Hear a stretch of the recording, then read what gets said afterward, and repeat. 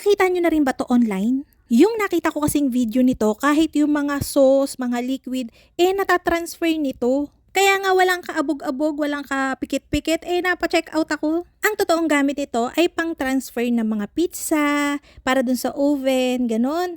Kahit mga sourdough, basta yung mga tinapay na idirekta mong sinasalang dun sa oven. O kaya yung sa mga pizza stone, ganon. At para na nga lang din makita nyo, binidyo ko na. Kasi nakaka-amaze talaga na yung mga sauce, yung mga liquid, natatransfer niya ng maayos, ng malinis.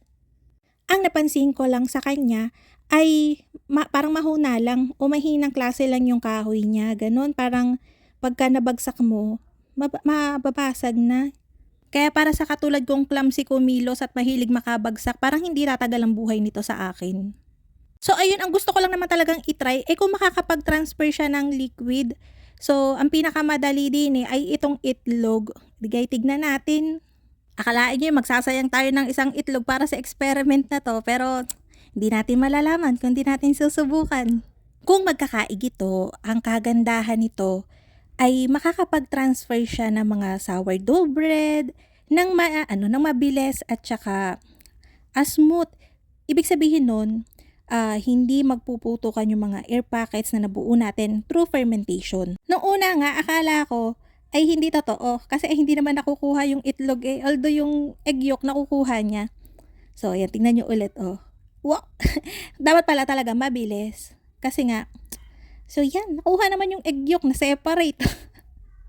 Tapos, ayun, sabi ko nga, ang nakita ko kasi ay sauce.